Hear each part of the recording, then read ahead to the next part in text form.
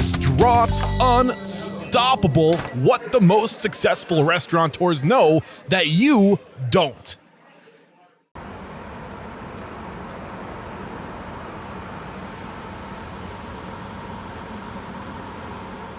With excitement, allow me to introduce to you today's guest. She is the CEO of the Little Beet Table, and LPQ. You can go ahead and say that for me. You told me I could get away with LPQ, but let's give it a little bit more respect. Go for it. Pain Quotidien. Yeah, there's no way I was going to spit that out correctly. Right. Becky Mulligan, are you feeling unstoppable today? I am feeling unstoppable today. Yes, and I'm so excited to be here. I cannot wait to dive into your story and to find out how you got to where you are today. But let's get that motivational, inspirational ball rolling with a success quote or mantra. What do you got for us? Yeah, so I'm going to share with you from an amazing human being, Maya Angelou. Just for her, right, seek patience and passion in equal amounts, right? Patience alone will not build the temple. Passion alone will destroy its walls. That's powerful. And dive into why that resonates with you. First of all, she's the first person that ever caught my attention with the spoken word. I can listen to her. It's so soothing and inspiring and wise. I just think she's an amazing person. And when you look at her story and what she created from a really rough start, it's inspiring. Yeah. But the quote itself, I think, really speaks to the restaurant industry and, in my view, leadership, right? I'm an extremely passionate person. I can go really intense and be really excited and all in on something. I have to remind myself that the patience balanced with that passion, gets a much better result. So why is this especially unique for the restaurant industry? You said it really speaks to the restaurant industry. Why? Mm-hmm. I think even more so after what the industry's been through in 2020 and continuing in 21, especially here in New York City. Yeah. The heart of my brands in New York City.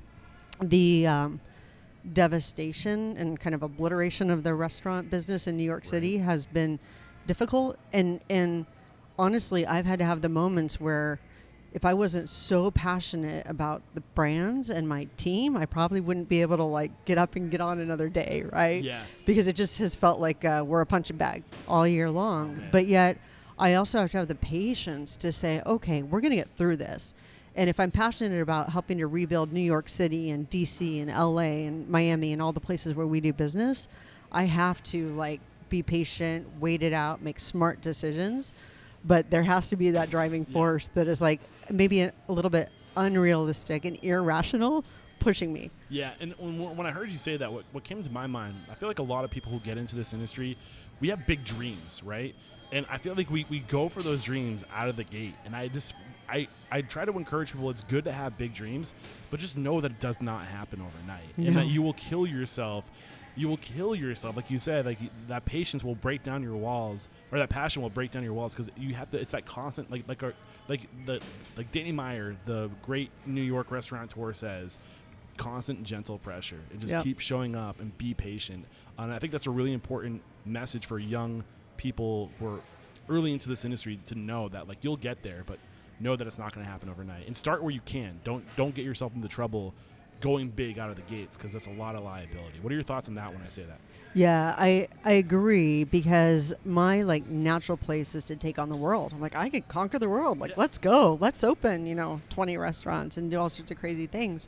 But I think Danny's words, of course, are wise, because if you just work through it one day at a time and you do have that pressure, and I do think of it as intensity to get through it, then you're going to keep moving forward. And next thing you know, you look back and you're like, wow, okay, we actually accomplished it because we were thoughtful, intentional, and had a plan, but sometimes also sort of broke through the plan and just charged forward. Yes, so. I love this. Great way to get this thing started. So where does it make sense to start telling your story? Because I know you have kind of a unique path into the restaurant industry. You were at Kinko's. I was. What is Kinko's? I mean, I think we've all heard of it. It's owned by FedEx now. Is that Age correct? myself. Yes. Yeah. So Kinko's was acquired by FedEx quite some time ago.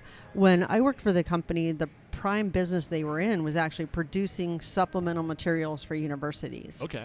When I started, that was actually my job, a temp job, hired while I was in college to help with supplemental materials, right? I'm going to do this for 90 days and then I'm going to, keep going to school and, get on with it. Never was something I thought I would stay in for 13 years. Right. However, there was something unique about Kinko's at the time, and it was very much like an entrepreneurial spirit type business led by a gentleman named Paul Orfala. And so in that kind of a spirit, if you said, hey, I want to learn or I want to grow or I want to do something different, they were always like, okay. Nice. I'm like, hey, I want to be a salesperson. I want to get paid on commission, like drive my own income. They were like, cool, go for it. So that's what, yeah. And looking at I don't have a lot of information about your time at Kinko's, but I do see that you were in leadership and management and you were in corporate sales. So I feel like leadership and management are two skills that you can't have enough of in the restaurant industry. Correct. But how else did this set you up for success for the restaurant industry? Yeah, I think you really hit it right on the head. Leadership. Yeah. I think the most important thing I learned through all the different roles that I did at Kinko's was how to lead people through personal power instead of positional power. Because whatever my role was, it didn't matter. It was how I behaved. What's the difference between personal power and positional power? Yeah. So, I think at the core of the definition, right, positional power is, hey, I'm your boss, do what I say because I told you to. Personal power really being the fact that people believe you and believe in what you're doing together and believe that you're going to do something bigger and better together, not because somebody's your boss or you report to them. Yeah, and what's really cool is that who was this gentleman's name? His name again? The person that said, what do you want to do? Oh, well, all my leaders at Kinko's were like that, but that was really driven by Paul Orfala, who was the founder of the company. Okay, Paul Orfala. Yeah. So what I love about this is he understood. And he was ahead of the curve to know this, I feel like, back in the early 2000s, but the power of autonomy, right? And giving people, letting people choose their path. Why is that powerful? I think it's powerful. It really comes to empowerment is how I see that, right? When you empower people to believe and to dream, and that, somebody who might be really young and in a difficult place in their life, because I was at that time, but they were like, oh, she actually wants to work and do something, where you reach out your hand and say, I believe in you, so if you put in the hard work, I'm going to put in the hard work, and together you're going to grow. And so when I look back, being 18 when I joined that company, that had a profound impact on how I grew as a leader. Too. Yeah. Wow. So that's okay. Yeah. I was in school. Taking over the world, like you said, right? Yeah. Went off to college trying to find a job, landed a temp job. 90 days turned into 13 years. Okay. So really kind of paint the picture of how how much you grew, how you evolved from the time you were 18. You were there for 14 years, you said? Yeah, 13 and some change, yep. So it's your mid-30s. You grow so much during that time. You're so malleable during that time. Yeah. How did this organization shape who you were to be ready to, and a little bit of a teaser, join Starbucks in 2003? And you were with 2003 to 2018. So you really spent a lot of your career in just a very few spots. loyal. Yeah, you're an intrapreneur, I think what they call them, right? Yeah, go for it. There's a theme though, because I was with both of those companies for long periods of time. However, I did so many different roles in both companies that it really helped me be general manager, right, in a way. So I've done HR, training, sales, innovation, operations, multi-unit, production centers, right? You name it. Both companies actually gave me the opportunity to grow and to create my own, path forward. But really what set up the change from the printing industry to the coffee industry was, I think like a lot of people in 2001, there was some soul searching at the end of 2001, I'll never forget that on 9/11, my husband worked for Kinko's at the time too. I'd put him on a plane the night before. He's in Phoenix. We had 3 little boys. I dropped them all off at various schools and daycare that morning. I was getting my coffee, and I hear about the planes hitting the Twin Towers. I was actually standing in a Starbucks when I heard about that. And they had the radio on, and everyone started talking about it. And I just remember this feeling of okay, I think something crazy is going on. And as we got through all of that, and I was sort of reflecting on it, I'm like, what am I doing with my life? Am I doing what I love? And I realized that while I was really grateful for the experience I had at Kinko's, I was not extremely passionate about the product or what it did for people. Okay. And so being serendipity or whatever, I thought, I was at Starbucks and I wasn't a regular customer because I was new to Albuquerque at the time. But somehow it helped me get through that day. It was comforting. And then I started buying coffee from my team at Kinko's. I'd like take the deposit to the bank and I'd pick up coffee. I'd bring it back and they would smile. Yeah. I'm like, wait a second. So I'm handing you this cup of a beverage that's been around for thousands of years, and now all of a sudden you're happier. It's crazy what food and beverage does, It's right? crazy. Yeah. And so I thought, I want to go work there. I want to like figure out why there's this thing, you know, that's hospitality that like can literally change somebody's day. And so I applied for a store manager job, but I had a lot more experience than that at the time. And I remember the recruiter called me and she's like, whoa. Are you sure? Yeah. Like, do you know what that pays?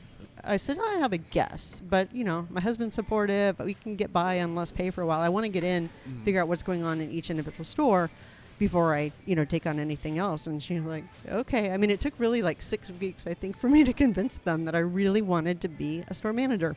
And so I got in, loved it. Yeah, Loved I want to tap the brakes real quick because I'm like chomping at the bit to like really highlight some of the things that you've shared with us up to this point. Yeah. And I think we can use your story as an example that when we have young people join our team, to really sit down and have that conversation with them with where do you want to go?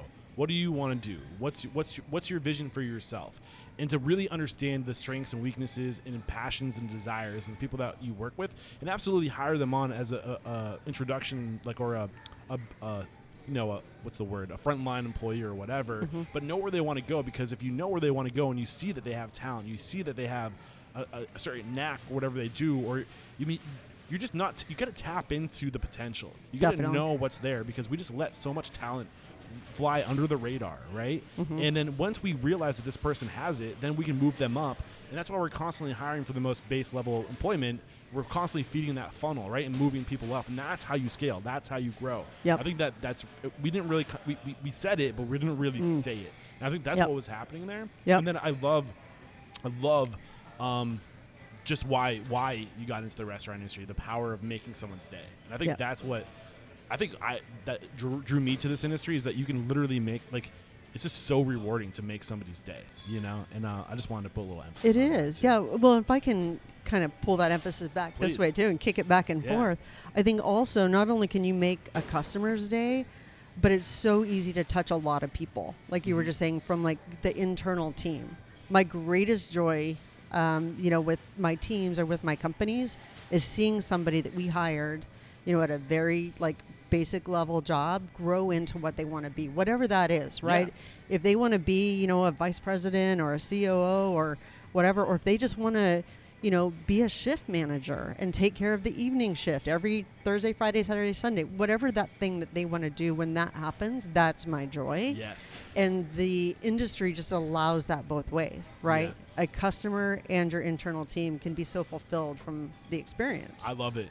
So. And I think moving more towards your experience at Starbucks too, I don't know if it was intentional, but I think it's also really wise to get that line experience. Like, it's because you can relate to the most important people, like your baseline employees, when you go through that, and you don't have to empathize, you can sympathize with, so to know.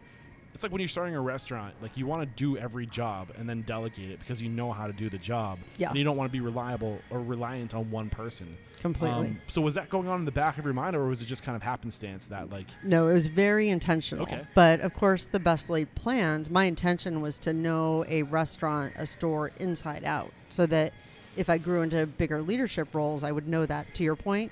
However, I was only a store manager for 4 weeks. And I got promoted to a district manager job. So I actually had wanted to spend more time in the store, as a barista, doing the orders, doing the schedule. I was really lucky, maybe right place, right time. It all just came together. And I loved the fact that I quickly, grew into a multi-unit role. So it was a short period of time, but I wouldn't trade those weeks for anything. So the year now is 2003. Yeah. You get hired as a store manager. Mm-hmm. You go from store manager to district manager between 2003 and 2009. And then from 2009 to 2014, you're the regional director. And then from 2014 to 2015, you're the director of mobile order and pay implementation and operations and operational innovation. And then for 2015 to 2016, director of program development and operational innovation. So like, where were you really growing the most as a professional during this time? And I didn't even finish, because like 2015, 2017, director of US Prioritization, planning and promotion. I mean, you're so well-rounded. But like where did you like get into like the challenges, the jobs that you really excelled at, you know, really start to pull back the layers for us? Well, I think I pulled something from every single role, because while some of those positions cover a long period of time, we moved and they were in different markets. So I moved from New Mexico to Dallas to North Carolina and then to Seattle. And so while I was a regional director in multiple places, I learned something different about people in each one. Right, doing the business in the South is different than doing business in the Northeast or the Pacific Northwest, because people interact a little bit differently. Culturally, there's different social concerns. There's different cultures. It's all different. And so even in some of those roles, I learned a lot. But I think when I moved to Seattle and took on something that scared the heck out of me, that was a huge growth period. So it's 2015. Yeah. Okay. Yeah, I was settled into being a regional director in North Carolina, killing it, great results, happy team, you know, feeding the development pipeline. And someone called me and said, hey, do you want to come to Seattle and talk to us about doing this job? And I'm like, you might have the wrong girl, right? Like, wait, before we get into that, I feel like there's some nuggets that we can, I don't always get to talk to somebody who takes on these roles as, you know, director to regional director. Yeah. So I guess what I want to get into, what I'm alluding to, is organizational structure, right? And as we're scaling, I mean, I don't know when it makes sense to have these roles. Where was Starbucks? Like, I mean, they were probably at like 1,000. You came on 2003. They were probably at a few hundred units. No, there were actually, I think there were 2,000 or so units? at that time. Yeah. Okay. In the U.S. And then, I mean, by the time you left, how many hundreds? Yeah, of I think thousands of worldwide, units I think, don't quote me on this for being totally accurate, but I think around 24,000 globally. Okay. And in the U.S. business, which was usually my focus, company-operated stores, I think we had like 8,500 at that time. So, I mean, at what point do you think like these roles of director and regional director are even necessary? I mean, I don't know how much time it makes sense to stay here, but I'm kind of just interested in the organizational structure and channels of communication. I think there might be some lessons here. Huge lessons. There are actually really big roles in that organization because the company is so big. So, and they can take on different shapes. Like, so for a while in North Carolina, I had only 100 stores. But for quite a while, I took on 2 regions and had over 200 stores. And so the learnings, you know, and the team that you build and being accountable to the P&L for a business that size, but also learning how to make real estate decisions, how to deal with, you know, the HR components of the business, training, development, recruiting. I felt like, and it's maybe especially because I was in a more remote area of the country at that time, it was my world. I felt fully accountable, responsible, end of the day, good and bad, it was all my fault. And so that was a critical role to be able to really like own the business and understand the accountability, not only to the company, but to my people, right? I felt so accountable to serve them effectively that that was really formative for me. And that was a 5-year period of time where I think I got into the role feeling a little bit uncomfortable. I had never planned on living in North Carolina, but unfortunately my predecessor had passed away suddenly. And so it was an unplanned move that happened quickly. I find myself in North Carolina with a team that's just been through tragedy and didn't know what I was doing, right? To go from that to feeling like, okay, like I got this. I'm training other regional directors at that point, having a really successful business. Actually allowed me to say, okay, now I can develop in something. And whether the title or not is lateral, for me, what was more important was something that was like intellectually challenging. And also, ultimately, what became really important was a job where I no longer had thousands of people reporting to me, but more of an individual contributor leading something strategic. Okay. So, man, so many questions running through my head. So, one of the things I identified, because I had the privilege of speaking with Chris Schultz. Is Schultz or Schultz? Schultz. I think it's Schultz.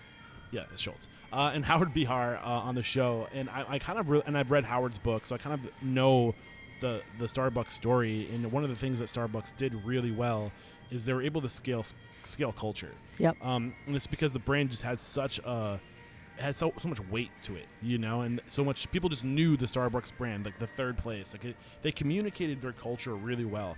And I'm curious about what you learned from that organization about how to scale culture. And you said the word accountability, and I'm wondering if that was inherent, if that was just a part of who you were, or if they trained in accountability into you, which ties to how they scaled culture. Yeah, good question. I definitely have an inherent responsibility, accountability that's strong, right? So there is that just sort of comes with me. But what I learned through the company is that because I had the opportunity to work in so many different areas, I was able to pick up on what were the threads of culture that were important, and when was it alive and really working well for us, and when was it not working well, because we had both things happen. And so I think for me it was like good reflection points on what are the behaviors and the way that you lead, and what makes people behave in a way that drives a culture, and what are the ways you can lead that drive behaviors that don't drive culture the way you want it to. It still drives culture, just maybe not what you want. And so I was really grateful to work for the company for so long, and I walk away from that truly believing that you can have a strong culture and people can feel great about coming to work every day, and that it's not just a job, but that they're part of something bigger. And I don't think I would have developed that without really growing up as a leader in the Starbucks organization. Okay, so what were these threads that drove culture? You said you were able to identify the threads that really drove culture. Which ones were they? Yeah, so finding people that are passionate about the product, I think, is critical. And we learned a lot of lessons about, if you hired somebody who says, I don't like coffee, they're never going to be able to taste coffee and have the passion for it that you want them to have when they serve customers. So why hire someone who says they don't love coffee, right? Or like coffee, or at least have the interest to learn about it, right? And so that was something we talked about a lot. Like, is it a critical thing or not, right? And I think it is really, really important. So find people that share your passion. Absolutely. And the product that you're serving. If you're listening to this right now and you have a passion for pizza and calzones, hit me up. I'm looking for you. All right, keep going. Yeah, it's true, right? Yeah. And we'll talk more about that in a little bit too. But I think also just the concept of servant leadership. I think that the time I was a district manager in the Starbucks company, there was a lot of focus on the servant leadership. And James Autry wrote a great book about it, which I think is an amazing book. But it also played into my personal philosophy on leadership. So then to match up sort of like this intellectual learning on servant leadership with what my own personal philosophy was, and have that supported by a company where leaders really are there to serve those that are serving customers instead of serving leaders, that is critical in the culture. And so those are the behaviors I'm talking about, right? So if I did something because my boss asked me to, but it wasn't the right thing for the barista that was hired yesterday, that ultimately is a learning where you're not driving what you need to do in the culture, because you're serving those above you, not those that are supporting the customer. And to paint the visual image of what servant leadership is, I think when people think of an organizational chart, they think of a triangle, and the people at the top and everybody at the bottom serves everybody at the top. You just flip that upside down. Absolutely, the inverted triangle. So if you're the CEO, like you are, your job is to serve everybody above you, right? And I love that, and I think that's such a. I mean, I like to think that I like to think I'm a servant leadership for the restaurant industry, and I keep that mentality in the back of my mind when I try to think about what I'm going to do. So thank you for reinforcing my approach. Yeah, I mean, I don't believe there's any other way, right? It's so rewarding too. What are the benefits, intrinsic benefits of servant leadership? I think the biggest benefit is trust. Right, I can genuinely say that my team here in this restaurant know that I've got their backs, and that I'm doing everything possible to serve them. And even in a year where we had to lay off a lot of our team and our friends, I think that trust has done really well for us, because people have come back, right? They want to come back. They want to come back to work. And so I think that's the most important thing, because if a team doesn't trust their leaders, then, they're always going to be wondering, why am I doing this? Yeah. Why am I showing up and punching the clock every day? Yeah. So most important. But I think also when I'm talking with the team, authenticity is so important to what I do every day and who I am. I'm extremely transparent. And so if I'm telling them something, and I tell them, hey, like, we've tried to look at everybody's impact, tried to understand the impact of, a prep cook in a kitchen, or a CDC in one of our full serve restaurants, or, somebody working the line at Little Beet, that we've tried to look at all those perspectives. They actually believe it because they know I'm in here cooking with them or serving with them, or have at least had a conversation with the person that I'm representing a thought of. And so all of that just comes together to, I think, make the whole team believe, like, okay, like, first of all, she's a human like the rest of us, and isn't above, like, coming in here and cutting broccoli all day if we need it. And also that, that we are part of the thought process, and it's not just about a buck. Yeah. So I feel like authenticity is such a hot word over the past 5 years, right? Someone would say it's even a little, like, cliche, but I'm right there with you that I think authenticity is huge. But what is authenticity to you? Yeah. I mean, to me, I think it goes hand in hand with integrity, right?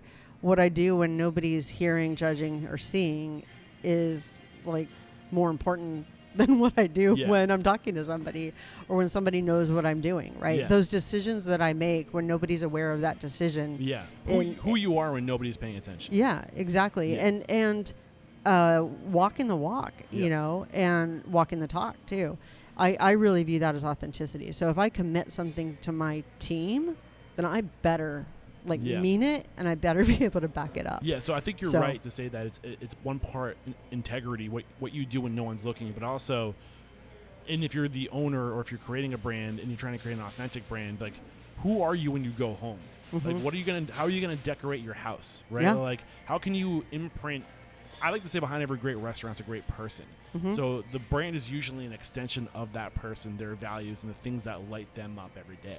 Yeah. So how can you come to work every day but come to your home, in a sense, where it's everything that you love injected into that space? Exactly.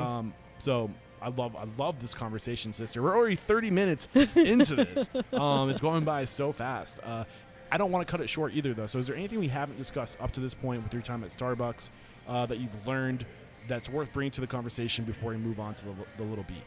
I think just sort of like the cap of the end, my last 5 years there, I did bounce around in a lot of different roles, as you pointed out. And I think it's because I was sort of like putting the final touches on the journey I had, and really wanting to be well-rounded. I like the term that you used. And not to always be looking for, like, an advancement in title, I think, is an important thing that I want to say about that. Because what I learned by coming out of the field, going into the home office environment, learning things about a digital world that I knew nothing about, and then also, just sort of challenging what I knew to be true of the business and leadership, and being able to apply it in different ways, was critical for me to be able to step up and truly be a CEO. Yeah, and I can't help but think of Gandhi's words, don't try to become a person of success, but try to become a person of value. Yes. And that's what I think of when I hear you say you weren't trying to advance title. Because I think people identify title with success, but what it sounds like what you were trying to do was to be the best version of yourself, to be as most valuable in those roles. And when you focus on becoming a person of value, people take notice,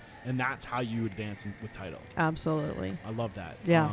Great way to wrap up this part of your life. Although I am a little curious, I don't know if it makes sense to go here. I know there was a point, and the only reason why I bring this to the conversation is because it was identified in Howard B. Hard's book, and it came out in conversation with Chris Schultz and Howard.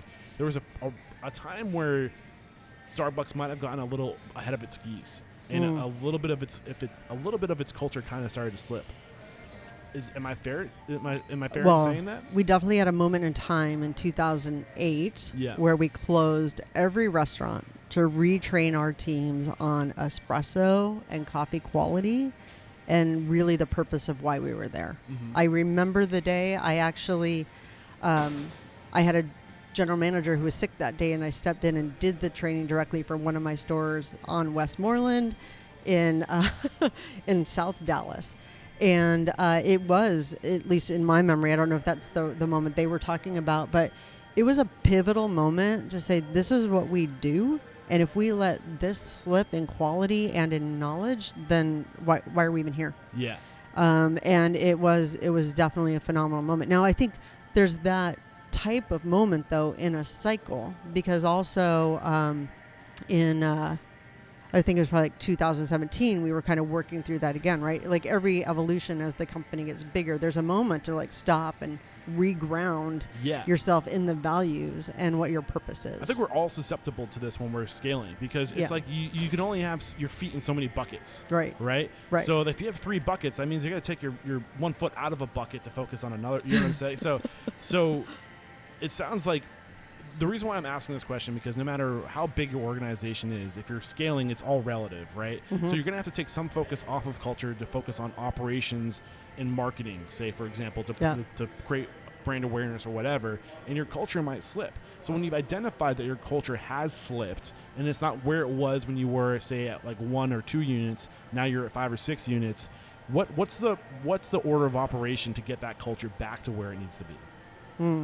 Yeah, I think it's a great question. I mean, being part of, a large company going through that, it was really complicated, because to change the behavior or the position of culture for hundreds of thousands of people is a big task and can take years, right?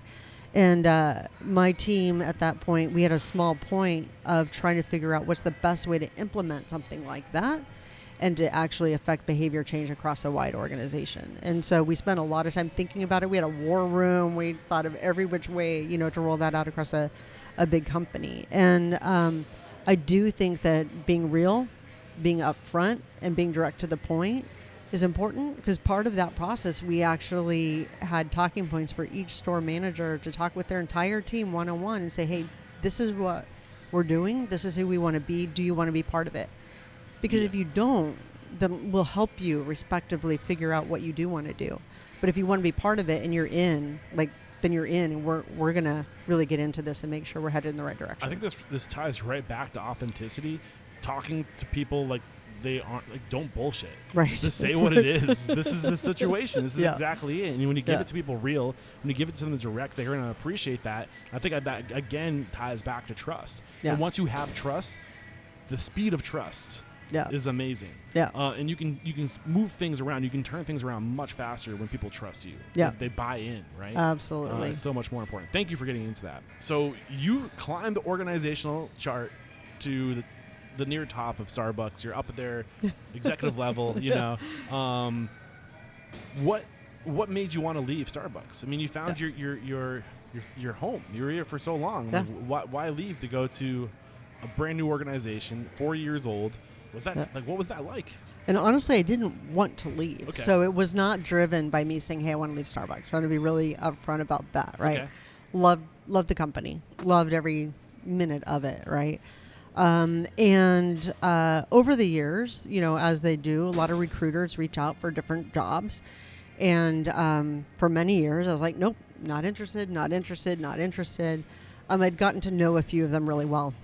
And with one of them, I said one day, I'm like, I vowed when I came to Starbucks, I would never, ever again work on a brand that I don't have passion for and that I don't love. And so I'll just say, don't even come to me, right? If it's something that I'm not going to love. And you know me well enough now at this point to know what those things are. Yeah. So fast forward probably 2 years after that conversation, I get a phone call.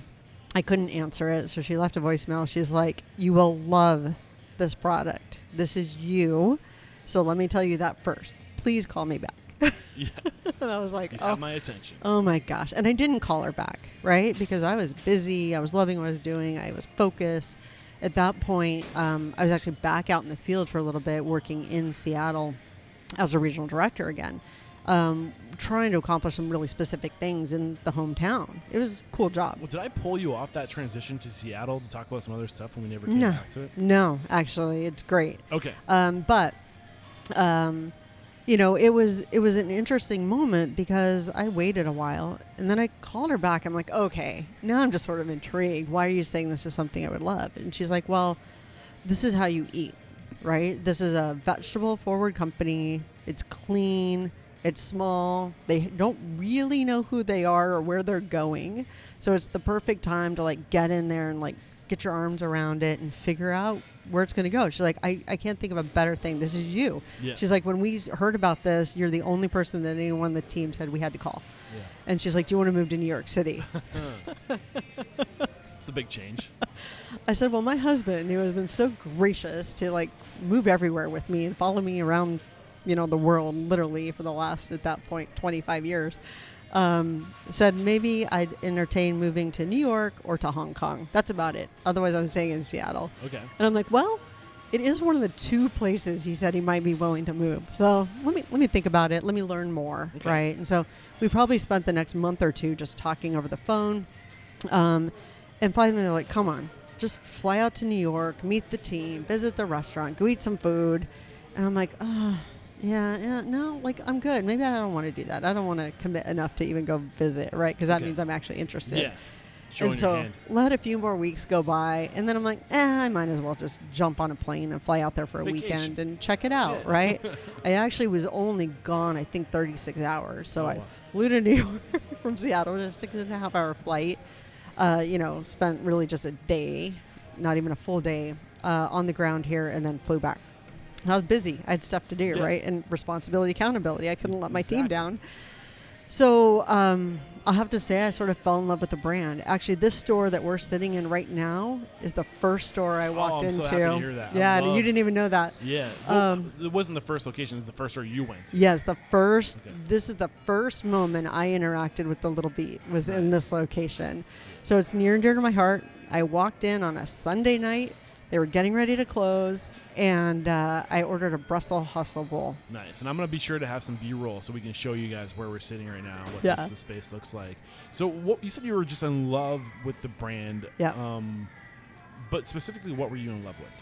I love the fact that there is food that is truly good for you, that tastes really great, that's accessible. Because in the fast casual or, the convenience food industry, you're usually dealing with a lot of sugar, a lot of salt, or a lot of fat. Mm-hmm. And, Little Beet is 100% gluten-free, so there's no bread. You don't have any unhealthy carbs involved at all. We don't use any processed sugar. And so those are like 2 things that were just important to me personally, the way that I choose to eat.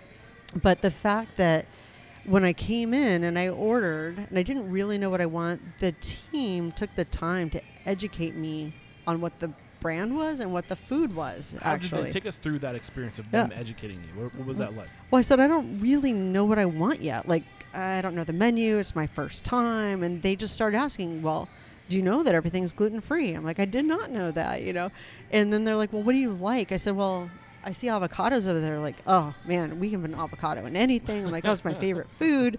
So we start connecting over avocados. They start telling me about how good they are for me, and then I finally, one of the guys, he was so passionate and excited. He's like, my favorite thing is a Brussels Hustle Bowl.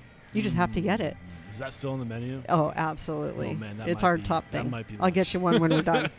And I was hooked, right? Yeah. It was so good and so flavorful. And I sat there eating it thinking, this is so good for me too. And the fact that I could go in somewhere and get it, that sort of changes my perspective on food and food accessibility. I can't help but think, it kills me every time I think to tell the story, to use it as an example. It's an Italian restaurant brand nationwide based out of Houston. Davio? Not Davio. Oh my God. I can't think of it, but the founder of this brand said it's the power of enthusiasm. Right? And that's what's coming into my mind right now. Why you love this brand. You loved it because they loved it. Yeah. And that transfers. Oh, absolutely. And it's just amazing what happens when love transfers, enthusiasm transfers. Yeah. And it's just human nature. If you put 2 people in a room together, the person that's going to win is the most extreme in any direction. Completely. So the common energy in the room is going to be it's going to be in the middle someplace. So if you have somebody that walks into your restaurant who's neutral and like you're way the heck up here and you're super enthusiastic and your passion's up here, they're gonna rise. They're gonna come up there Completely. with you. But if if you're negative, you're gonna pull people down. Like, and we don't even know it's happening. It's subconscious. It's so powerful. I mean, they sold you on this job. Those employees sold you on this job. And they had no idea, right? They had no idea, this random person walking in, and it was right before close on a Sunday, right? Anybody in the restaurant industry knows that that's the toughest time to have your team engaged, right? And excited. And as a customer, like, I never knew they were like eager to close and get out the door, right? Like, they made me feel like I was the only thing that was important in that moment. So where was the organization? Like, what was like where like when you came? Like, where were the original owners still here? Who were the original owners? Are they still here to this day? Like, paint that picture for us. Yeah, so it's a little complicated and a cool story. And you are a really unique interview for me, because I usually talk to people who develop, who started the brand, right? And like, why did you start the brand? How did you start the brand? Yeah. But you're coming in. The brand's already been established for 4 years. Yeah. Because it started in 2014. You came on in 2018. Right. So that's a really unique angle. But I feel like I love unique angles, so I want the perspective. Yeah. So again, sorry, paint that picture for us. Yeah. So there were just 6 locations: New York, DC, and I did not have Little Beet Table at that time. I'll maybe get to that in a minute. It was just Little Beet, just the fast casual version, and really centered here in New York with the DC stores, and the company that founded the brand is called Orify Brands, which is led by 2 amazing entrepreneurs, Andy Stern and John Rigos. And they really have had a mission to develop and nourish young brands. And so they had a couple of people on their team thinking, okay, there's a bit of a hole in the market. You know, there's all sorts of businesses popping up in New York, but there's not anything that's good for you. And so this was where like the good for you brands really started to explode all over the nation. Yeah. And so technically John Rigos was the CEO of Little Beet and running this brand, even though together they are co-CEOs of Orify Brands. But John was really deep into the Little Beet. So from the beginning until I came, he was not only leading from his platform role and the other brands that they support, which are Field's Good Chicken and Melt Shop and Five Guys here in New York. I've had Field's Good Chicken on this show. Field's failing, so they're Field's awesome. So yes, same family, and supported in the same way, because Orify used to be a shared services platform that little brands could attach to while they're incubating and first growing, without having to have a full support team on board. Okay, so it's Field's Good. I always struggle saying this. Yeah. Field's Feel Good Chicken, right? Field's Good Chicken. Field's Good Chicken. Thank you. Which does make you feel good because it's awesome chicken. Field's Good Chicken. And Five Guys. What was the other one? Melt Shop, which is founded and led by Spencer Rubin. And that's grilled cheese, right? It is. Yeah, you should talk with Spencer someday. Okay. Yeah. I got to round off the brands, right? Oh, yeah. So this is interesting. I think this is really going to be the future of restaurants, where you have people that are what Jamie and John did, right? So they basically Andy and John. Andy and John. Thank you very much. Yeah. Andy and John. So what you do is you and it's kind of what they're doing Chef's Table out in like Portland, Oregon, right? Yes. So you have a group of people that covers marketing, accounting, all the boring crap that nobody who loves food wants anything to do with. And we say, we'll do all that. Yes. You do you. Yes. You do food, you do customer service, you do hospitality, and we'll take all the boring crap off your table. What do you like about this approach? Yeah, there's some really great things, and I can share with you how that's grown and changed since that moment as well, actually, because it kind of puts us to where I'm at in my role today. But I think for small brands that are just starting, it's phenomenal. It was a really smart approach, a really innovative. I think at the time they started doing it, it's not something that people were doing. No. So they were ahead of their time. I think maybe 2012 is when Melt Shop was open. So they've been working on this for a while. I think it does give a young brand freedom to focus on the restaurants and developing the brand. It's kind of like it's very similar to the 50-50 operation, where there's a gentleman out of New Hampshire, Jay McSherry. I don't know if that name's familiar. Jumpin' Jays, Dos Amigos. Oh yeah. Okay. So what he does is he's in the game of he farms people. and he's into real estate, and he knows that, and he provides, when he finds real estate, he's like, okay, I know this person in my organization wants to do their own thing. I'm going to be the opportunity. And he goes, okay, I'm going to give you 50% of this business, and I'll take 50% of the business. And it's not 50% that you're losing. It's 50% that you would have never otherwise had. But the cool thing is he's grooming these people. He's bringing these people up. Yeah. They have his core values. They have his operations. They have the Jay McSherry stank is all over it, right? And now it's easier to like inject them into your business as a business partner. This is a little different, where like they got the operations down and all the systems down, and they're just finding people that have promise and potential, and they have an eye for talent, and they say, let us, like, so I kind of get into that a little bit, like from your perspective, like the pros and cons, what to consider. I don't know where I'm going with this, but I'm curious. So what are your thoughts? A couple different thoughts. I think it works really well, but depending on how much you want a brand to scale or how much it starts scaling is when it gets a little trickier, right? Because the team that was really kind of at the forefront at the inception of Little Beet, amazing team, but really driven from the passion and not knowing what to do next to scale a brand up. And it became super clear that the brand was scalable. So Jamie and John, Andy and John were the creators of the Little Beet. Yeah. Who was like the person that's like, it's my passion, it's my dream to have a healthy food restaurant? Who was that person? So they had a chef on the team at the time, Franklin Becker, and then a gentleman named Andy Duddleston. So Franklin and Andy were really paired to bring the brand to life with John and Andy's leadership. Franklin, a really talented chef. You'll still run into him here in New York doing different concepts. Franklin and Decker? Franklin Becker. Okay, Franklin Becker. And who was the other person? Andy Duddleston. And is that a separate Andy from the original Andy and John? A different Andy, yes. So Franklin and Andy. Okay. So Franklin and Andy really focused on creating, what's happening inside the Little Beet. It's morphed and changed a lot since then. They've both moved on from the company. Okay. But they definitely are the co-founders that opened the restaurant up on 50th, which was the original Little Beet. So was there a person first or a concept first? I've heard a couple of stories about it. I think there was a concept first. There was a hole in the market. Yes. And then, see, this is really interesting because I literally just had this conversation yesterday with Mexique founder Thomas Kelly. Yeah. And his thing is he loves food. And his business partner, when they were getting started, he was the entrepreneur. He just wanted to grow a brand and focus on the systems and stuff like that. Yeah. And I tend to lean in the direction with your brand should be an extension of who you are. Yeah. Because it's going to be easier to show up every day. But at the same time, if who you are is loving to build things, right, then you need to find your Thomas Keller. Exactly. Kelly. I keep on doing that. Thomas Kelly. You need to find that person that loves the thing. Yeah. That loves to do the thing. And it sounds like Andy and John were the person that, like, hole in the market, operation systems.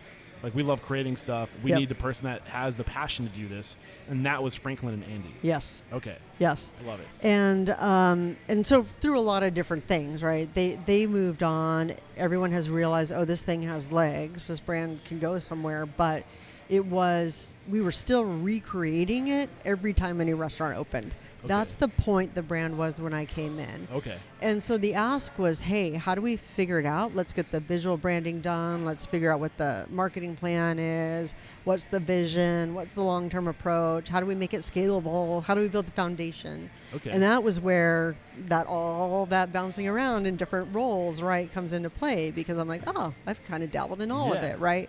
And I have a passion for the food, and I have a passion for people. Okay. And I think one thing that, not one thing, he did a lot of really great things, but Andy Duddleston is so passionate about people that he had really been... This is the second Andy. Yes, okay. Yes. The one who was in the Duddleston. restaurants, really making it happen. Got we call him Duds. He really was connected with the team and the people. So he really had that, that culture going where everybody's in it together, working together as human beings, right? I'm not better than you. You're not better than me. We're all trying to do this thing. And so he had really created an amazing team. A lot of the original team members are still with us that were at that first restaurant. And they've grown, and many of them are general managers now. One of them's a district manager, but we have an extremely loyal team, and I do credit the way that Andy was so in it with them at the beginning for helping to create that. Really, I'm really lucky in this. You're probably figuring this out at this point, right? Like, oh my God, this girl's like so lucky because now she's got this brand which is personally so passionate for me. I can see it. Like, I could see hundreds of little beets, I could just see it happening for us. And while that sounds great and fun, it's been a lot of hard work over the last 2 years to get the foundation ready, get the brand ready to scale. Right before COVID last year, I was actually sitting with my principal investor sharing my growth plan, which was to open hundreds and hundreds of little beets. And we were like, zeroing in on it. We'll still do it, but we're paused. And so we took the time to continue just refining the brand and working on it and making sure that we've got it ready to go. So that's what I want to get into next. It's been amazing. Because it sounds like when you got here, it was time to be like, okay, this is who we are, and this is who we can be. Yep. How do we get to who we can be? Yeah. And you identified you needed a new vision. You needed a new, basically brand, core values, colors, image, whatever. And you needed to be able to streamline processes so you could scale. Yes. So let's go through it. Like, you needed a vision. What was the vision when you got here, and how have you changed that vision? Yeah. So I think the vision was, hey, we're going to like share food knowledge, create a cool culture, have healthy food, and it's gluten-free. Yeah. And we hadn't really taken the vision further than that. Okay. And so initially I'm like, okay, I got this fast casual brand. What's the vision? Well, I started to, formulate that, working with a lot of people, not just me, right? Team. And then the opportunity to pull back in Little Beet Table, which was the full serve version, which had been run completely separately for a while, was on the table. So I'm like, okay, well, this vision I've been formulating for Little Beet might be a little bit different if we pull Table back into the mix, because then you're fine dining, full bar. It's a whole different scenario, right? And so during that time, like, I kind of let my creativity go wild. I'm like, I actually want to do something bigger. And I think Andy Stern asked me one day, he's like, well, what do you really want to do? I said, if I could do what I really want to do, I want to make sure that like every child has healthy food to eat. I want to make sure that everybody knows what they're putting in their body, that people are thoughtful about it, that they're sourcing from good sources, they're working with farmers that are working ethically. I'm like, all of that. And I want it all to come together in a really cool restaurant that people want to go to every day. I love that. He's like, well, then do that. Yeah. Like, okay. So we start thinking about this bigger wellness company. And again, all of this gets a little murky for me too, because about this time, the world is shutting down, right? Yeah. And so we end up closing all our restaurants temporarily. We lay off hundreds and hundreds of people. We're like, okay, well, what now? We're like, we're going to get through this. I'm determined to emerge from this thing, whatever it is, right? I'm like 2 weeks, 4 weeks, 4 months, whatever. Yeah. Never thought it would be a year. Or but 2. Yeah. And so I definitely was in a rough place for a while as we were going through all the layoffs, and it was just heartbreaking. Yeah. And then I'm like, well, all I can do about it is make sure that when we come out of this, I have a brand that can be really successful, so I can hire as many people as possible, create as much opportunity as possible, and have a really cool thing going on. And so we were working on really creating this broader concept of a wellness company, which doesn't necessarily just have to be a restaurant, right? So yeah, and you also don't need to necessarily do that tomorrow. You just need to know that that's where you want to go. Exactly. And I think that's what's really important about a vision is it's hope. It's a destination. It's something to work towards. Exactly. Right? Yeah. Well, and it's exciting. Within that, what emerged was a brand belief of, I really just wanted to create a world of possibility. Mm-hmm. That's really at the core of all of this. Possibilities of what? Possibility for people to grow and develop, possibility for people to understand better what they're eating, to be healthier, to be fulfilled. So what we're doing right now is the visioning process, which is Absolutely. really powerful, and I'm hoping you guys are picking up on this. Yeah. And if you don't have a vision that excites people, you need to create a vision, because this is what you're going to do to get people to join your team. This is how you're going to find people like you, because they're going to be, that's where I want to go too. Right. You need a solid vision, and I think Ari Weinswag does visioning really well. Oh, sorry, Ari Weinswag from Zingerman's does visioning really well. He teaches visioning really well. I had him in the network, and we did a whole workshop on visioning. So if you guys are interested in that workshop, head to the show notes of this episode, and I'll have a link to join the network. You get a 30-day trial. We go through visioning huge. We also go through I did a whole session with core values with Rudy Mick too. So I'm sure developing your core values is a part of this whole process. Absolutely, So, yeah. So where was your core values, or where were the team's core values when you got here? So the core values of the team were actually really strong within the Little Beet. Table didn't really have core values so much at the time. Yeah. And it's very different to create culture in a full-serve restaurant than a fast casual. So did Little I'm gonna call Table that out. exist when you came here? It existed, but Okay. it was being run independently of the Little Beet. Got you. So Duds had nothing to do with it. It went through a series of different leaders. Again, it's a full serve is a different animal, right? Of course. And so, I'm looking at the whole kind of portfolio, the team. There's some strong values in the Little Beet, but I think my broader team thought we probably could dial those in a little bit more. Now that we're starting to think, what's our belief? Like, what do we do? We want to create this world of possibility, and we notch that down a little bit more. We're like, well, then what's our mission? Right? And so we spent a lot of time saying, what can we do? What are we doing? What's true to us? Is it just about the Little Beet, or could this extend to other brands? Like, this can be other brands. Actually, I want to make something where any brand that fits our mission could come into the picture. I'm going to set that up for you for just a second. Yeah. But where we landed is that we really want to enhance the well-being of our communities through thoughtful food. And I would say communities and thoughtful both have like drop downs to them, right? The way I think about it, communities are the neighborhoods, the cities, the trade area, the different groups of people that we support, whatever it is, that is the people involved, either that we're serving or that work with us, we want to enhance their well-being. Yeah, and this is key. You mentioned the significance of a mission, and the thing is, the cool thing about a mission is like, we are here to fill in the blank. And there's a million different things that can help you fill in the blank. And that's why it's so important to have a mission, because it helps you, once you write down what your core values are, what your mission is, what you're trying to do, how you're trying to make the world a better place, and what you see the future being like, it helps making decisions so much easier. Because you can be like, oh, this opportunity, is that aligned with where we're going? Nope, sorry. And then if there's something that does come into that collides with your course, you can be like, you can absorb it, or you can but when you know where you're going and why you exist and how you're going to get there, it makes these decisions so much easier. Much easier. Yeah. And so much easier to align the team and get them excited. Yeah, for sure. So like, oh yeah, like this is it, right?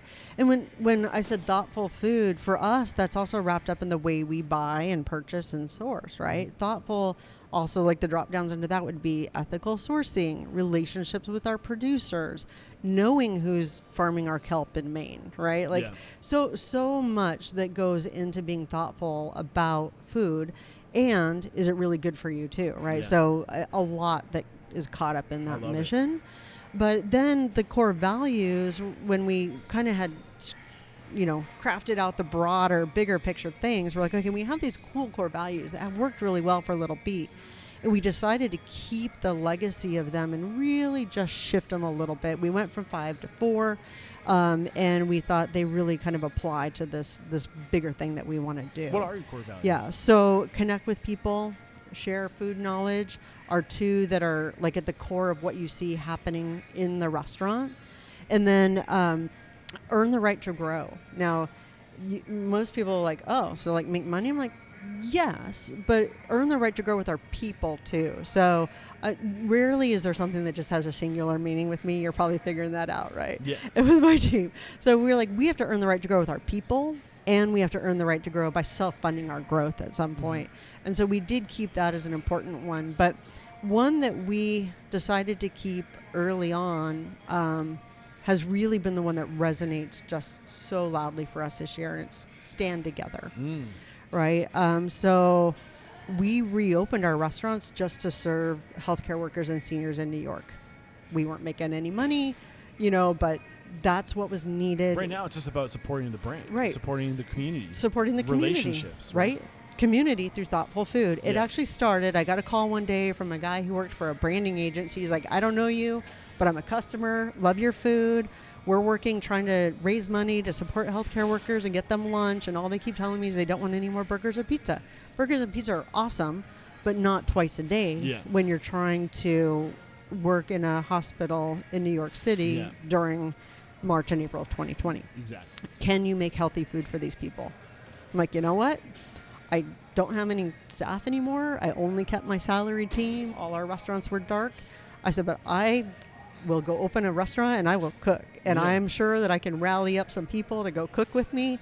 So we walked into 50th Street by Times Square, turned the flame back on and started cooking to get healthy food to healthcare workers. But it was aligned with your values, staying together, so you could Absolutely. make those decisions, right? Yeah, and then the next week someone was like, yeah, but we got seniors that can't get out and they need food. What can we do? And it just grew and it bloomed. And we've made hundreds of thousands of meals to support the city at this point. Thank you. And so it was interesting where that core value has been part of the brand since the beginning, but it became more then. And then also as we've gone through, everything that happened in June with, Black Lives Matter and all of the social just challenges that this country's been through, we again have leaned on that core value to figure out how to support our team, how to think about our anti-racism plan, how to make sure that we're like checking ourselves and doing everything we can do, again, to create a world of possibility for people. And so that has how it all ties together. And then because the pandemic and shutting down restaurants has created such economic hardship, there's been a lot of brands that have gone bankrupt. And so we had the opportunity to acquire Pain Quotidien, which we finalized that July 1st of last year. So we've only owned the US component of that brand since July. And so the broader Orify team were like, okay, so now we acquired this brand. What are we going to do? I've got this new vision mission kind of over in my little Beet world, but I have experience in coffee and bakery too. And so all of a sudden, I'm like, what are the core values? I start pinging that team. I'm like, hey, can you guys bring me along on your brand? What are your core values? Tell me about it. And it became so clear that everything that Pain Quotidien is about so perfectly meshes with what the Little Beet is about. So we pulled it into the fold. It is now part of our broader working name, Wellco. We're still working on our total parent name. Yeah. What that's done then is allowed for Andy and John and Orify Brands and Field and Spencer to say, hey, we're going to go focus on, growing new brands or M&A in different ways. And now I have the whole support team and everybody that supports the restaurant operating business directly on my team. So we have finance and purchasing and HR and all of that supporting the Pain Quotidien portfolio, the Little Beet portfolio, the Little Beet table portfolio, and we also have a fun little virtual taco concept. And then does that same team support Field's Good Chicken in the Melt Shop? Yeah, no, Field and Melt have, they have smaller portfolio and maybe a little bit of a different aspiration. So they're able to sustain and do their thing. Okay. Between the Little Beet brands and Pain Quotidien, we end this year with 76 restaurants. So we have a little bit more happening broadly across the nation too. Okay. So, gotcha. Yep. Wow. So that's big journey. Yeah, you just unpackaged a ton there. One of the things that really stood out to me is earning this core value of earn the right to grow. Mm-hmm. And I'm curious if it's aligned with one of the biggest lessons I've learned on the show, which is let cash flow and people determine your growth. And I kind of feel like, I don't know if that's what you mean by that.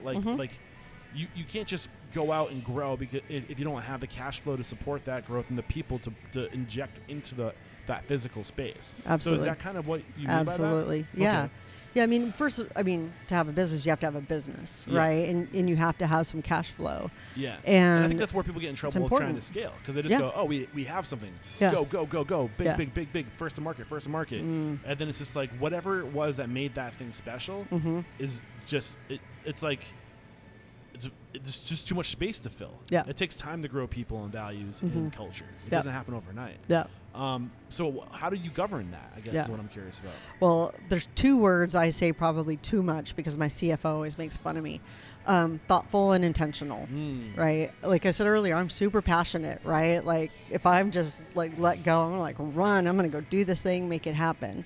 So I've learned to really say, okay, stop back, stop for a second, make sure you're thinking through it and make sure that this thing you want to do, yes, follow your passion, but be intentional about what you want to get out of it. And so my team and I have that conversation a lot. We're like, okay, are we being thoughtful? Are we thinking through, whatever the consequences intended or unintended are? And are we, doing the right thing? I love it. And so that really is at the core of that, right? And Yeah. earning the right to grow, but also having, we now straddle two different things. We run a pretty big company that is a franchise based in Brussels, where we don't own the IP, but we still get to bring it to LPQ. life. Yeah, Yep. LPQ to life in the U.S. in a really cool way. And then we have Little Beet and Little Beet Table, where we own the IP, right? I can do whatever I want to do. And so we're kind of like So you don't working own in the two different intellectual ways. property of LPQ, even Right. though you absorbed the. The U.S. business. Okay. Yeah, which is the biggest part of the business, but the actual franchisor is based in Brussels. Okay, so you're a franchisee Yes. of all the U.S. LPQ. LPQ. Yes. Wow, that is complicated. It's complicated. That is complicated. It's But this is complicated. cool because this is stuff Yep. that I don't usually get Yep. to. Like, this is so new to me. Yep. And one of the biggest lessons I've learned is if you can dream it, you can do it. Yeah. You just have to put it on paper. Do you want the last part of it? That's the last part at this moment. That's also kind of like the, oh my God, I really? hope I Like, can handle it. what are you doing? Drop it on me. All right. So we also realized that Maison Kaiser may not reopen, or they were shopping for a new owner in the U.S. Also a franchise based out of France, but a big business in New York. And so we decided to acquire Maison Kaiser in, let's see, we closed that in November.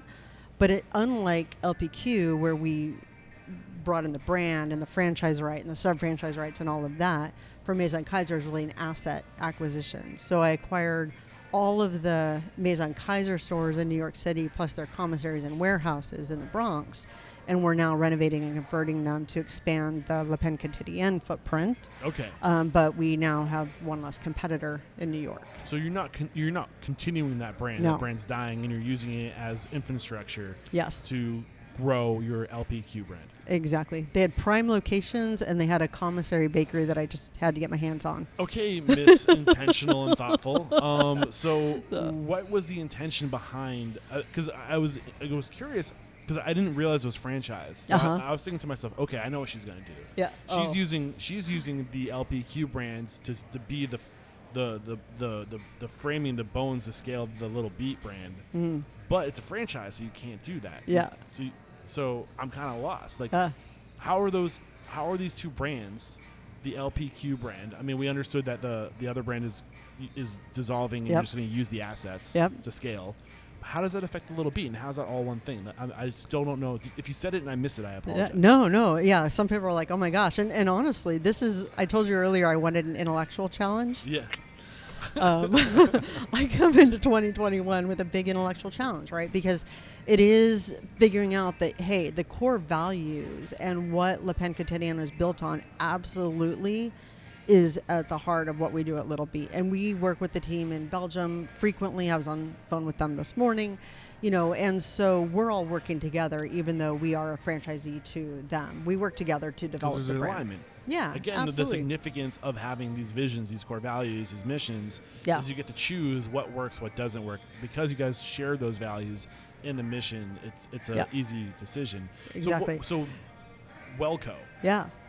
So that is that going to absorb your Little Beet mission, core Yes. values, and that it encompasses the whole. Exactly. So the brand belief and the mission vision I shared with you earlier is of Wellco. Okay. So we were developing that for what we thought was growing a small wellness company, turned into a bigger company when we acquired Pain Quotidien. What about Orify brand? But yeah, so now Orify's off doing M&A, which is what John and Andy love to do, merger and acquisition, right? Like they can continue to look for opportunities. They can innovate. They can incubate new brands. And so they're off like getting to do just fun stuff, and I'm the mothership is Wellco. Yeah. Orify Brands, is that under that umbrella, or is that a satellite company? I look at them like my brothers, right? Okay. So so we all still work together.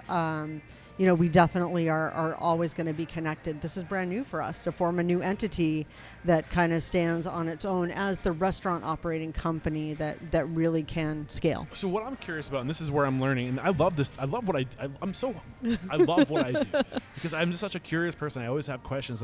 I don't understand. So as far as legalities go on paper goes, and this is where it kind of gets personal sometimes, but I feel like there's just lessons to learn and how to organize things and how to put things on paper. And this is where a lot of people just don't know. They're like, I don't know. Yeah. So like, you have Welco. It's the umbrella, the mother company. Underneath that is the Little Beet,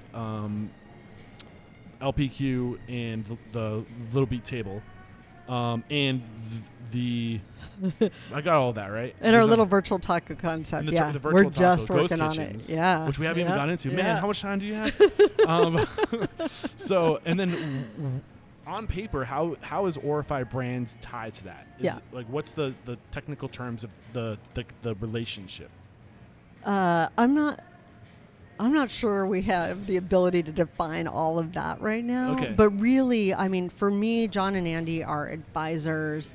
They're amazing. They're great thought partners, and they're doing really cool things that also they could bring something and say, hey, like this brand needs to tuck under Welco. It no longer should be in our incubation, M&A world or whatever that is. So I think it really is like siblings, I think, at this point. We're just more focused than we were in the past, right? Where we used to have the conversation of how big does a brand need to get before it splits off of Orify. That's what we used to talk about. And now we're like, okay, when does a brand go in Welco, and does it fit, and does it make sense? And when can something be developed or incubated over in the AB partners? Okay. So, whew, I know. It's crazy. And we're still figuring it out. Yeah. Right? We're still figuring it out because, don't forget, we're still operating in a pandemic. Yep. We're still trying to open restaurants. I have 20 restaurant openings in the next 8 weeks. That's crazy. We never talked about how you streamline the systems to scale. Yeah. Oh, yeah. Look at that. See? I'm paying attention. Yeah, good job. So, well, this is part of it, though. So at this point now, where all of the support teams are my responsibility as well. So technically, I'm the CEO of Welco and the CEO of each brand that's within Welco. Okay. Right? And we may change that structure in the future. But what that's done is allowed me to really create a little bit more of a focused vision with this entire team. So our finance team, our marketing team, our procurement team, our production teams are all now aligned under the brand belief and the mission. When we say procurement team, are you talking about sourcing goods? Yep. Okay. Yeah, absolutely. And they're also tied to production because we have commercial bakeries and commissaries. And I'm guessing that's your biggest challenge with trying to do wholesome food to scale. Whew, yeah. So how are you overcoming that challenge? Yeah. All right. So we're overcoming that challenge. In Little Beet, they still prepare everything by hand, fresh, every day. Yeah. They are making soup every morning. They are grinding up chili to make the chipotle sauce, right? They are cutting every piece of broccoli, every sweet potato. Like it is from scratch, full serve restaurant quality in a fast casual setting. So, I mean, I don't want to make assumptions, but I'm guessing you had to dial back somewhere. You had to maybe eliminate some underperforming menu items to do a few things really well. Yeah, we also had to eliminate some underperforming stores. Okay. So that was, a hard thing for us to do last year, but part of what you asked about how to get it ready to scale, right? For me, it's also about making sure that we're in the right location at the right time. Yeah. And so we shed some bad deals, some bad restaurants last year. We very responsibly bought our way out of some leases. And we are building new stores and opening new stores, but I have a very disciplined approach to real estate selection. Mm-hmm. And so that's one of the things that we've done to get ready to scale is really said, hey, this is the size that we want, the footprint, these are our requirements, this is the frontage, this is how big our kitchen needs to be. All of those things had to be created. So we've spent the last couple of years doing that. We've created every version of the concept that we think we need to scale. So right now I'm out looking for real estate for drive-thrus. For suburban markets, we're getting ready to open one out in Westport, Connecticut, which is a completely different version of the concept than what you see here. Okay. It's a modified table service rather than a big production line. There's a Burger King that just had a little kitchen fire in Stratham, New Hampshire. Let's throw that on your radar if you're ever interested. Oh, interesting. I want to eat some of this food more often. That's so funny because I tried to take a site. I had my eyes on another site that brand is in, so I asked my broker to go find out if they're staying. Anyways, yeah. So we developed all of that, right? We've developed food truck concept. We've developed our ghost kitchens. We've developed a Little Beet marketplace, which is a merger of the fast casual Little Beet, the full serve Little Beet table, and a really unique curated marketplace where you can buy things that help you live the life at home. We're going to reopen that in Chevy Chase. Is this a digital market or a physical market? It's like a physical market. So for like not just food, but like apparel, equipment, like outdoor wellness, exercise, that kind of stuff. Clothes. Well, yeah. I mean, those are, I would say some of those things are still aspirational, Yep. right? Like we want to be able to offer the nutrition consulting on site that you need, Okay. right? We're trying to figure out how do we do like a yoga class or have a stretch bar or a meditation pod, like all of those things Yeah. that come into the full lifestyle. We developed a new proprietary app this year. We just got it out the door a few weeks ago. That was a big piece of our scalability is to actually not just have a white label app that we put our name on, but to truly create the user experience that we wanted and build it from scratch. That was a labor of love that was really important to me. And the team did a great job. We had amazing partners. I think a lot of people think they need apps. And I think as you get bigger and you're a more robust operation, it becomes necessary. But at what point do you think an app is necessary?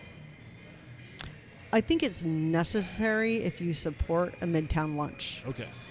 So, and that's changed a little bit. I don't know if a Midtown New York lunch is ever going to be what a Midtown New York lunch was. Yeah. But for example, at our 50th Street location, we would run a couple hundred customers per half hour through that restaurant at lunch. Okay. And so they're either all standing in line or you also create a digital line and the ability to produce more and increase more capacity. Yeah. So, yeah. So we actually rebuilt that restaurant. It used to just be one big line. We rebuilt it to have 4 lines.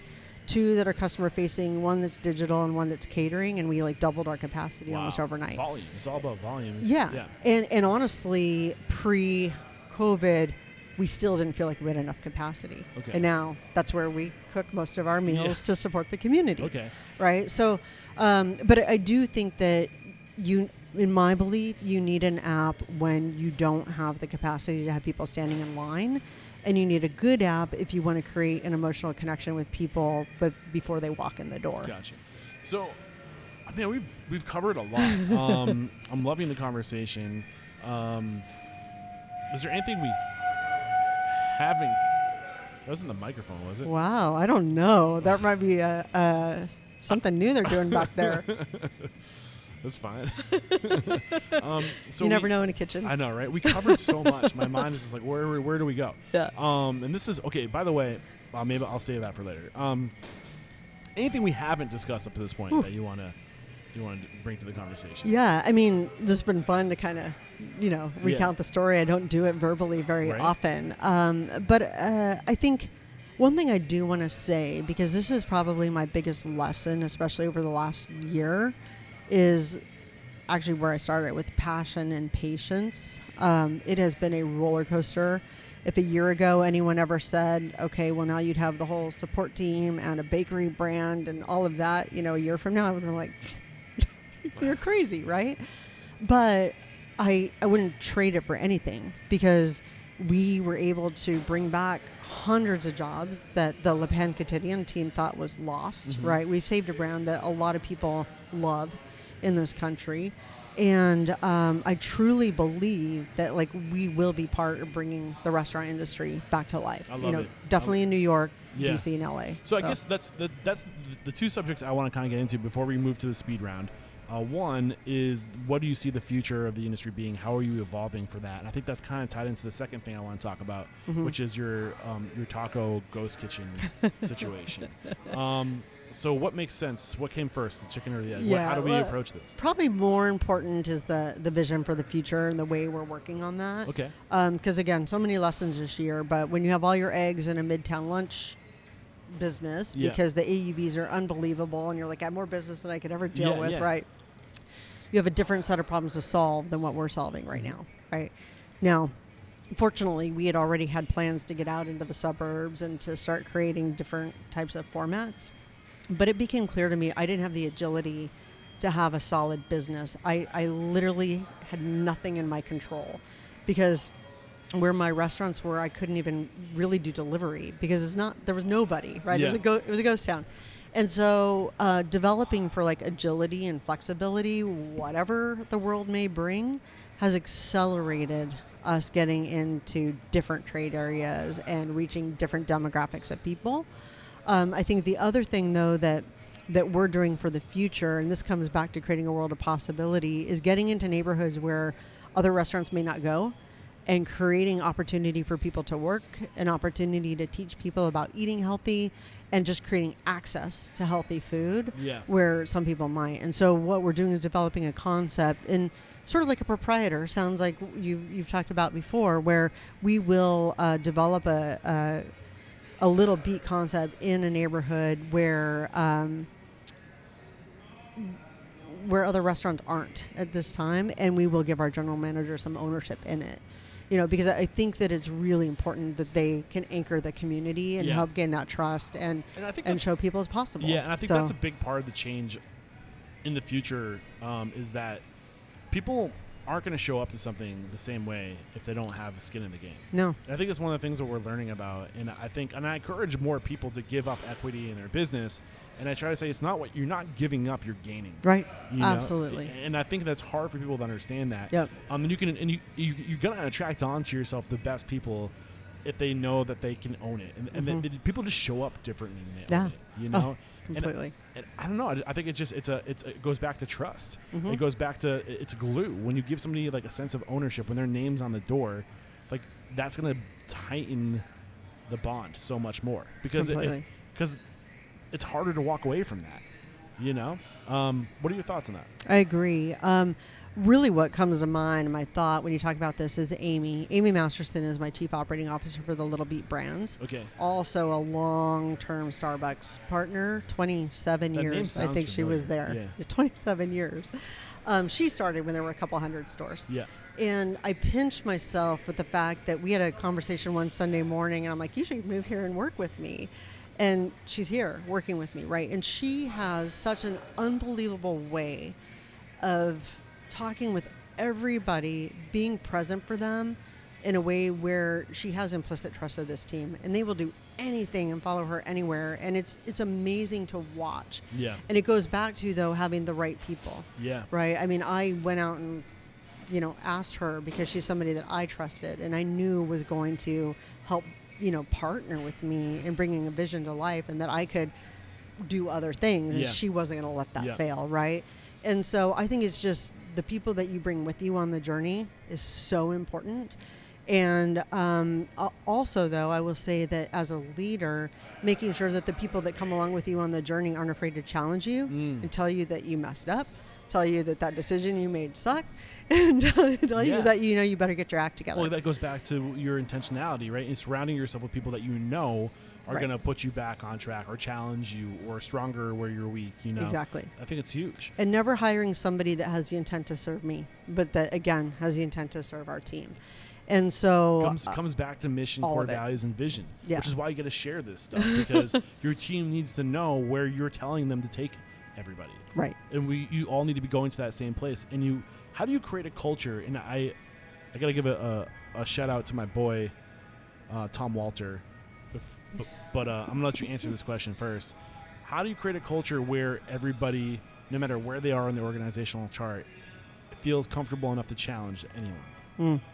It's really hard, right? Like, I can go through a day and think that I'm approachable and accessible and that anybody could call me, email me, or talk to me. Yeah.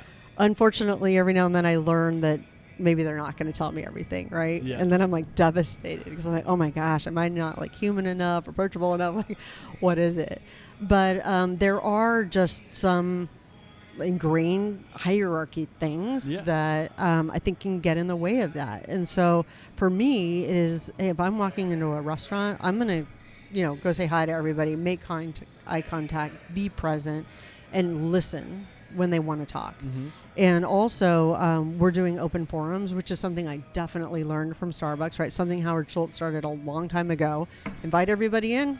Everything's free game, right? Yeah. You talk about whatever you want. Yeah. We do that. We had one just after the Capitol situation. And we really talked about what did it mean to the people on our team that are immigrants? What did it mean to the people on our team that are people of color? What did it mean to people on our team that were, new citizens, right? Like, we talked about everything. And at the end of that call, they were all just saying, wait a minute, like so many of us have never talked about this. We didn't even talk about work. We didn't talk about sales. We didn't talk about whatever. We talked about being human beings. And I think that every time that I can bring that forward or help enable that and empower the team to do that type of thing, then we're continuing to build that culture, right? And I'm going to participate in that conversation, you know, and share things that I made a mistake on, or I, you know, could have done better too. And so that's my approach. And whether it's right or wrong, it's genuine. And so whatever I believe in they it. got going on in that kitchen is starting to hit my nose, and it smells so good. I'm sorry to be distracted, but I love what you're dropping on us. And I started this question with the teaser, Tom Walter, who wrote the book It's My Company Too. And in that book, he describes what an entangled organization looks like. And they do exactly the things that you say you do, or what you express to us that you do here at the Little Beet, which is you open up the dialogue, and you have to let people know that they can say something. But they won't know unless you tell them. You have to be the triggering event to say, tell me. Listen, like I'm listening. What do you want? Like how do you feel about this? How do you feel about that? And you tell them where we're going. So when anybody notices that, like, hey, like that's not us. Right. They feel empowered to let anybody know that that's not us.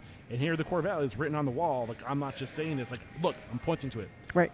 This is us. What you're doing is not us. And like you have to open up the dialogue. You have to give people that channel of communication. Say, let us know. Yeah. And it sounds like that's exactly what you're doing. Yeah, I so agree. And I will say there's times where opening up that dialogue isn't for everybody to participate in, because sometimes there's need to create a safe space for members of communities that might not be the whole team. Yeah. And so that has also been something we're just really thinking about, and it's a hard balance, right? Because sometimes that means I'm not in the conversation because I may not know what it feels to be a young transgender Black person working in New York City.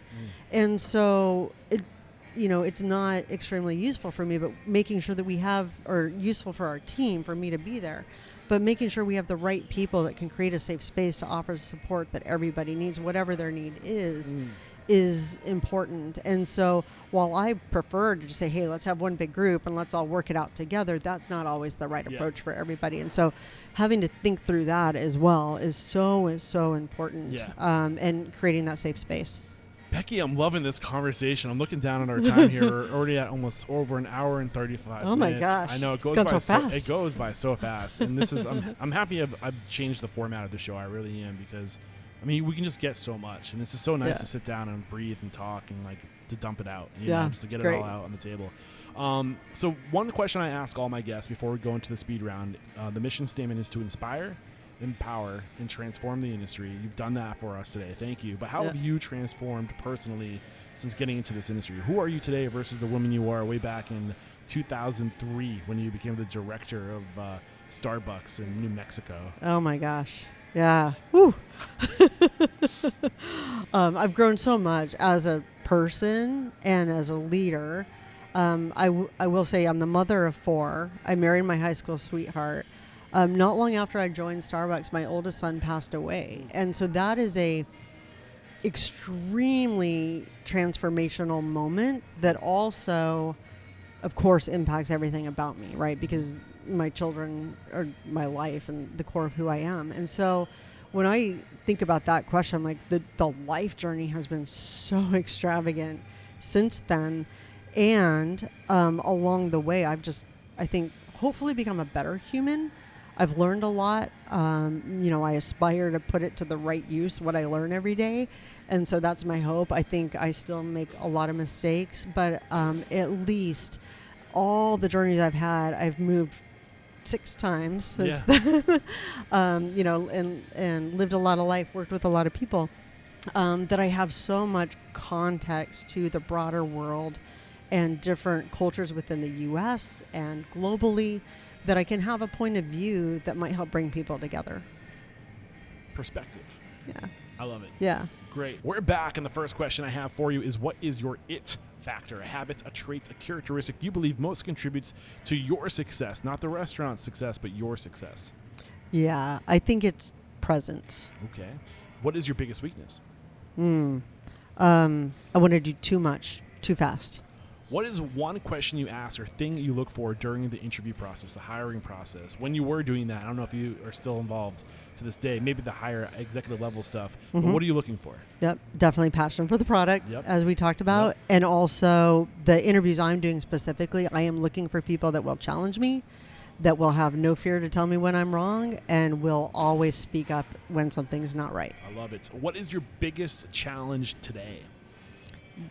Getting these restaurants reopened and getting the municipalities to allow indoor dining. I know that's short-sighted.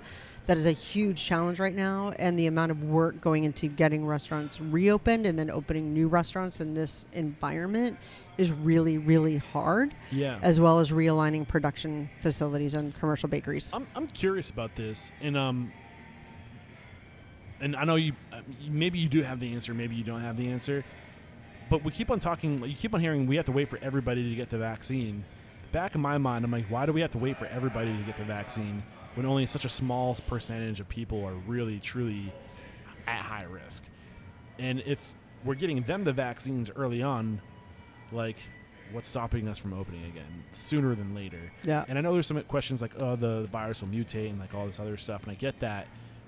But where do you stand? You know where I'm going with this? Why do we have to wait for everybody? Why not just get the high risk people the option to get it first? Yeah.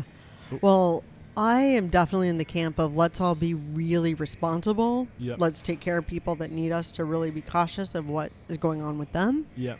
Let's follow every cleanliness standard we can, keep everyone safe, but let's get on with life. Yeah. And so I am so confident that my restaurants are, working in a really safe way, and that, customers want to come in and see them. And so, we'd love for that to happen. Yeah, and as we speak, like the most vulnerable people are getting the vaccine. Yeah, so exciting. Yeah, so I know. Yeah. And we found out yesterday here in New York City, our teams can get vaccinated. So I heard from hundreds of team members last night that they got their appointments. So we're excited about that too. The highest exposure people are going to be getting it. The highest risk people are going to be getting it. Like, can we get back to work? Exactly. Yeah. Let's go. Yeah, I feel that. Safely, but let's go. All you can do is all you can do. Yeah, I just need some sales. It'd be great to have people in the city. I feel you. What is one code of conduct or behavior you teach your team? A way to be, a way to act, a core value. You already shared your core values with us. Right? I mean, I think I shared them with you, but, vulnerability, authenticity, humility, definitely things that are part of everything we do every day. I love it. Share one uncommon standard of service. So this is something that's common within the four walls of your businesses to go above and beyond for service that's not common throughout the industry. Yeah. So sharing the knowledge that the team has for food. You're not going to find that in a lot of fast casual places, right? Where they actually know what are the specific adaptogens that are in that food, right? And like, what does turmeric do for you? Why do we need turmeric? There's going to be a tool I have a feeling you're going to mention in a little bit that really helps with e-learning, and especially around the menu and food knowledge. Teaser. Okay. What is one book that's a must read to become a better person or restaurant owner? So many. I think I mentioned the theory of servant leadership earlier, but I think that is a critical read for anybody who's going to lead other people. Whether you inherently believe in that philosophy, I think everyone has something to learn by serving other people and thinking about that. So I love The Servant Leader by James Autry. Okay, I was going to say, I think there's a few books on that. There's a bunch. Yeah, so by that's James one Autry. of my favorite. Okay. I think that book's on Audible too. So head over to audibletrial.com/unstoppable. If you do not listen to audiobooks and you're in this industry and you just don't have enough time to read, well, guess what? Now you can read and do a bunch of other stuff at the same time. So there's no excuse. And it's a game changer. It changed my life. I don't know if you listen to audiobooks. Oh, completely. And I train past the Audible headquarters every day. Yeah. So it's on my mind, too. Yeah, it's a great, a great tool. What is one thing you feel restaurateurs don't do well enough or often enough? Be present with their people. Yes. What is one service you've hired or outsourced? So this isn't a technology. This is something that you don't do well. So you've found somebody who does it really well, and you've partnered with them to solve a problem or to be a solution. Yeah.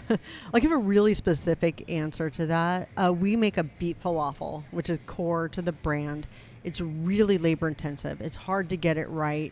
We spent years trying to find somebody who could make it in volume for us, and we finally achieved that. And, our chefs and this co-packer had to work really hard to do it. Now, I told you we make most everything fresh every morning, right? And so to outsource a core product of the Beet falafel was a big, big deal. I didn't want to do it. I wanted to figure out how do we do it in-house. But end of the day, we have a better product. Our team is super proud of it. It's very clean.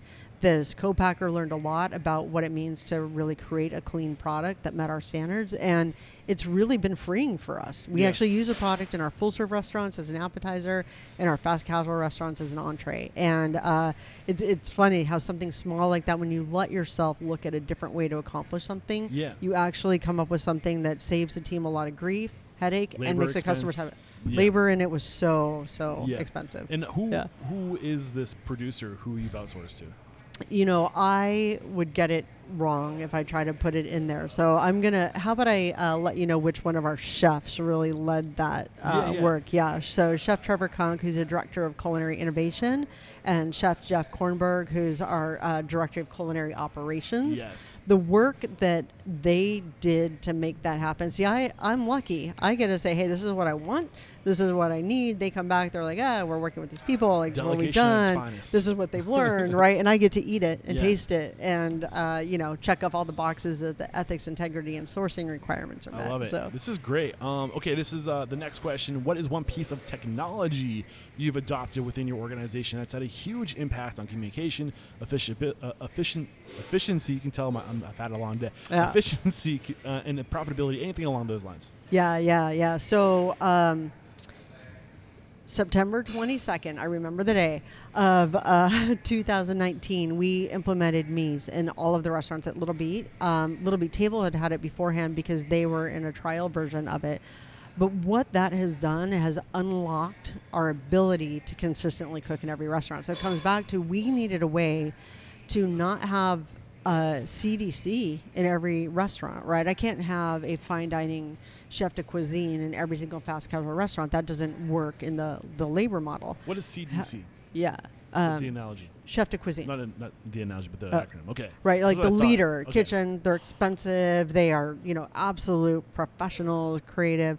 Both Jeff and Trevor have, worked in those roles in the past. But we have really talented and skilled prep cooks and line cooks and people that are passionate about cooking, but they may not have all the experience, that somebody that's gone to culinary school would have. And so this tool brings the recipes to them. They can scale it. So if they're like, I only have, a pound of Calabria chilies today instead of 5 pounds, I can just tell Mies I only have 1 pound. It adjusts the whole recipe for them.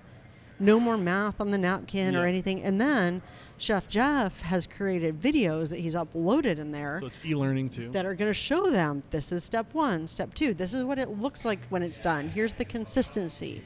And so what that's done for us, our customer ratings in food quality and food consistency, almost solid 5s across the board after we got up to proficiency with this product. And our food costs have come down. What were your food costs before and after? Yeah, so we used to run 31, 32% food costs. Even through the pandemic, we are now running a pretty consistent 26%. Wow. A lot of that due to Mies, but I'll say a tactic that Amy and Chef Jeff really embarked on this year was how to do small batch cooking, because we used to cook for hundreds of people every half hour. And now we're lucky to see that many in a day sometimes. And so we've really come to an a la minute cooking process. And so cooking in small batches is where Mies comes into play again, right? We can say, just change the number and it does all the math for you. We used to do 25 pounds of broccoli at a time. And now we're like, maybe we only do 1 pound or half a pound. Scale it down. It tells you, decrease your pepper, everything. It brings the ratio to what you need. Yeah. Exactly. And so it's been critical for us to do that. And so I think by being able to train and teach, and then also just being, awake enough to know we had to quickly adjust, and the output of it is better quality, better food costs, and now we know how we're going to go forward different. This method comes into our suburban stores now. It spits out nutritional value too, right? I'm pretty sure. So that's another variable that I think the market really wants to know, how many calories, how many grams of protein, how many grams of salt. It knows that now too. Absolutely. So you don't have to sit around, how much time is wasted to calculating this stuff traditionally? Yeah, traditionally what we've done is How skilled outsource do to a you need to be? nutritionist. Yeah, We exactly. always send the menus through a nutritionist, and we will still continue to do that. But what Mies does for us is has the information on hand for our team. So your prime costs are down, your food costs are down, but your labor costs are probably down too. I'd imagine. Absolutely. Yeah, absolutely. I don't even know if you even have numbers to reflect that since using it. I mean, it's not as tangible. Yeah. But I mean, our whole business, and that again, that day sticks in my head because I had been here for a year. It was when a lot of like our menu ideas and technology came on board. We just started taking off to a double-digit comp business or same-store sales growth. And it was definitely part of us being able to do that. We had our biggest menu rollout ever during the week that we implemented Mies into our systems, and I don't think we would have been effective in doing that without it. So it was Fields Failing that mentioned Mies the first time on the show, and I didn't even realize you guys were associated. Yeah. So it makes sense. Yeah, because Sharkey used to sit in our office with us. And I just had Joshua Sharkey, the founder of Mies, on the show, and he really broke it down for us. If you guys did not catch that episode, I think this is going to be going live maybe a month after that episode drops. Go back to that episode right there, and thank you, Josh, for making this connection. Yeah. I'm really happy that I got to sit here with you today. It's been awesome. And Mies is an affiliate, so meaning if you use my links, they're gonna pay me a commission if you guys go with me. So if you go to getmies.com/unstoppable, they're gonna pay me 25%. And I put a lot of work into getting organic recommendations, and this is how you support the show. So if you hear about any tools or services, please go to the show notes, use my links, or just remember getmies.com/unstoppable. This will help so much. Thank you in advance for using my links. And this is the last question. Are you ready? I hope so. It's a doozy. You better be ready. If you get the news that you'd be leaving this world tomorrow, all the memories of you, your work, your restaurants will be gone with your departure, with the exception of 3 pieces of wisdom that you could leave behind for the good of humanity and your legacy. What would those be? Those 3 pieces of wisdom. Yeah. I think I could guess a couple of them. Could you? Yeah. Yeah. I mean, I'll start though, and I tell my daughter this all the time, but have courage, be real, be kind. That's 3. Nailed it. Fast. I love it. Thank you so much, Becky. I've really enjoyed this conversation. We wrap up every chat by calling somebody out. So who is somebody you respect and admire in this industry? If you found out that I was getting them on the show tomorrow, you'd be like, oh, I'm tuning into that one. Who do you respect and admire? I think I already tipped you off on the answer to this. It would be Spencer Rubin, Melt Shop. You have to talk to Spencer. Spencer, I'm coming after you. Yeah. Look out. Yeah. I think you're on my radar. I want to say, it's getting to the point now where, I can't keep track of all the people I spoke to. Field may have mentioned him too. He might have. Yeah. Spencer's pretty cool. Spencer, I'm coming after you. I'd love to get you on the show. And how can we connect if we want to come join the team, if we want to learn more about anything that was discussed today? What's the best way to connect? Yeah, info@the-little-beet is the best for anything. We're checking that constantly and getting things to the right people. So Social if you're looking handles? @EatLittleBeet. @EatLittleBeet. I like that. @EatLittleBeet. Yep.